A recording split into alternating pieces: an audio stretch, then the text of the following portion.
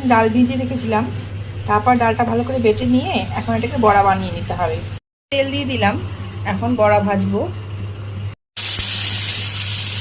সব এমন করে বড়াগুলো সব ভেজে নেব।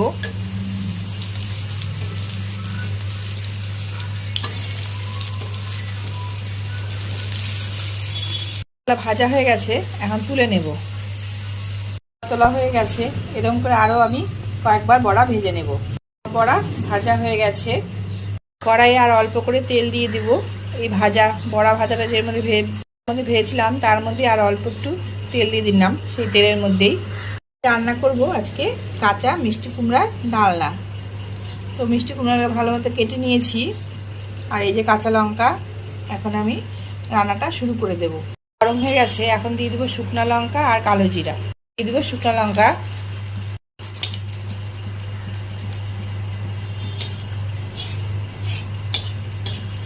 দিয়ে দেবো কালো জিরা, এখন দিয়ে দেবো কাঁচা লঙ্কা। মশলাগুলো অল্প ভাজা করে নিয়ে দিয়ে দেবো মিষ্টি কুমড়াগুলো, কাঁচা মিষ্টি কুমড়াগুলো। লবণ দিব, অল্প পরিমাণে হলুদ, মিষ্টি।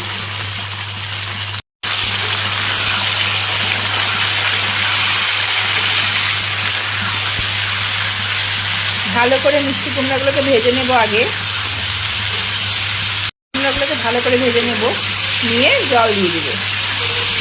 একটু আলু দেওয়া যায় ডিম ডিম করে কেটে, আমি আর আলু দেবো না, কারণ আমরা কেউ আলু খাই না অত, তাই এই মিষ্টি কুমড়ার মধ্যে আর আলুটা দিলাম না।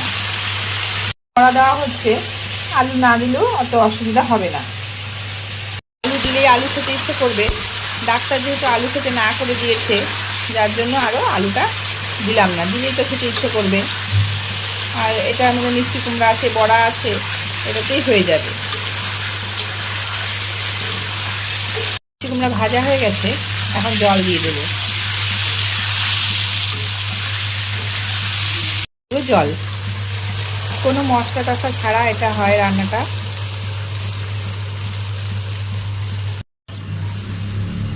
একদম মশলা ছাড়া, কোনো মশলাই এর মধ্যে দিতে হয় না, খালি কালো জিরা ফোড়ন ছাড়া। ঝোল ফুটে গেছে, এখন এর মধ্যে বড়াগুলো দিয়ে দেব।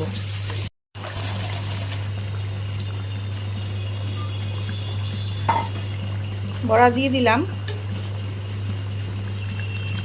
না একটু ফুটলেই নামিয়ে নেব। বড়াটা বেশি গলে যাচ্ছিল বলে আমি ঝোলটা অফ করে নামিয়ে নিয়েছি কড়াইয়ের থেকে, তাই তোমাদের আর দেখাতে পারিনি। হয়ে গেছে মিষ্টি কুমড়ার ডালনা, মানে কাঁচা মিষ্টি কুমড়ার ঝোল বড়া দিয়ে।